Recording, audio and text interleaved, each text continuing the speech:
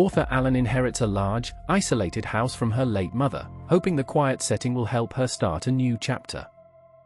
Her sister, Donna, calls with a favor. Their cousin Wintrop needs a place to stay while starting a new job at a local metal factory.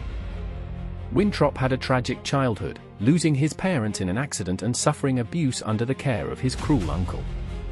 Alan feels guilty for abandoning Wintrop to pursue her writing career and immediately agrees to let him live with her. Donna warns Alan that Wintrop is struggling with severe PTSD after finishing his military service, leaving his mental state fragile. Wintrop arrives, distant and cold, physically scarred by his service and clearly burdened by deep-seated emotional trauma. Wintrop isolates himself in his room, often spending hours in the bathroom and mysteriously vanishing from the house at night. Slowly, Wintrop begins to open up, helping around the house and fixing broken items, bringing a glimmer of hope to Alan. Their fragile peace is shattered by the arrival of Fana, an overly chatty neighbor who forces her way into their lives. Fana talks incessantly about her poetry class and her missing girlfriend, GREs, making both Alan and Wintrop uncomfortable.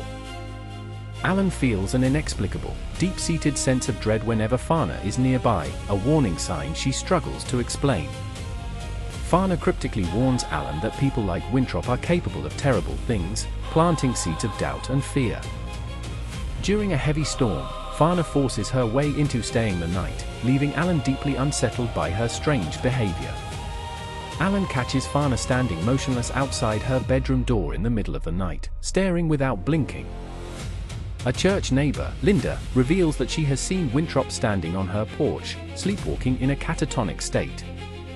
Alan finds Wintrop burying a dead cat. Despite the creepiness, she believes his core heart remains gentle and kind. Wintrop wanders to Fana's house, where Fana suddenly embraces him, sending him into a panic-stricken state of terror. Alan goes to Fana's house to retrieve a heater, only to discover Fana's lifeless body, making Wintrop the prime suspect. Police investigation reveals a glove belonging to Wintrop at the crime scene, confirming their suspicions of his involvement.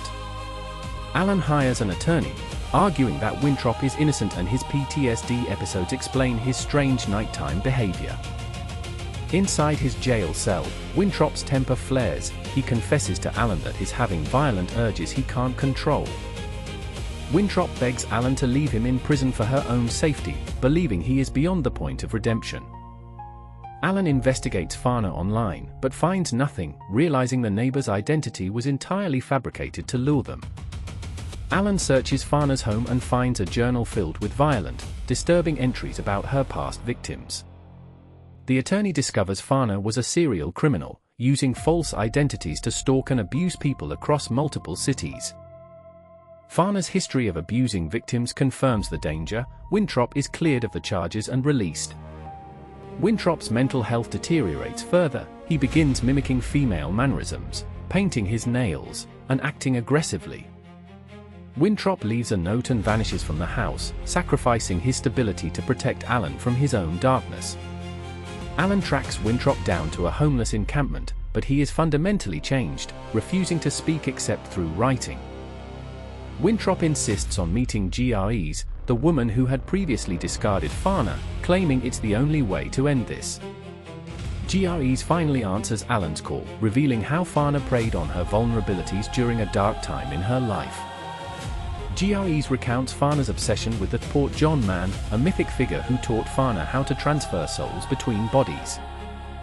GREs urges Alan to cut all ties, convinced that while Fana is dead, the entity that possessed her is still very active.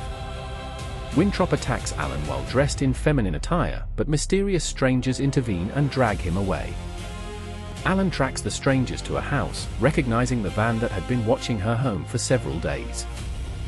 She meets James and Kevin, members of a group of pastors focused on researching and countering demonic possession. They reveal that the entity has been jumping from person to person for decades, using trauma as a doorway to enter. They explain the Lockbox ritual, an ancient method intended to trap an entity inside a specific, living human vessel. The entity targets those with extreme trauma and neurological damage, which makes their nervous systems perfect for imprisonment. Cadwell, a pastor, opens an ancient book detailing the lockbox procedure, a permanent vessel for the demonic entity. They reveal a young boy in a wheelchair, groomed by the church to serve as the lifelong prison for the demon. The boy suffered severe abuse that caused nerve damage, sealing his system so the entity cannot jump out once it enters.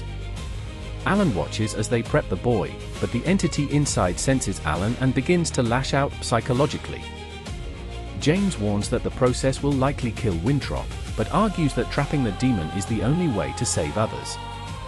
Alan spends the night with the suffering Wintrop, witnessing visions of the night the entity invaded his body.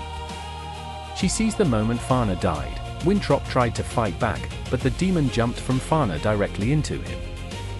Wintrop tried to kill Fana in defense, but the transfer left him unable to resist the demon's violent urges. The ritual begins in the basement, but chaos erupts, causing equipment malfunctions and throwing the room into darkness. Alan breaks into the room, and an explosion knocks her unconscious as the demon struggles against the binding ritual.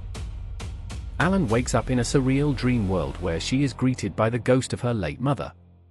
The boy appears, telling her Wintrop is fine, but Alan realizes the boy is walking, it's all a psychic trap. She wakes back in the basement. Wintrop and the boy both plead with her, claiming the other is the true vessel.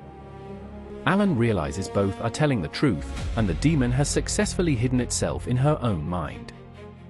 She reaches out to touch the boy, fighting the entity's resistance to force the transfer out of her soul. The transfer is successful, the demon is finally sealed within the boy's body, ending the nightmare for Wintrop. Alan agrees to testify for the researchers, while Wintrop finally finds peace and freedom from his possession. Wintrop sends Alan an angel figurine, a symbol of their survival and the life they reclaimed from the darkness. He starts a new job at the metal factory, hoping for an occasional visit from Alan to stay connected to his humanity. The horror of the story is the realization that trauma can open doors for the worst kinds of influences. Lockbox isn't just about spirits, it's about the burden of our unresolved pasts and the fragility of our mental shields. The story serves as a chilling reminder that we must confront our pain, or it will eventually confront us. In the end, GRE sends an email warning that the entity is still out there, targeting the vulnerable viewers watching. It's a meta-horror twist that leaves the audience questioning their own safety and the shadows in their homes. And that is Lockbox.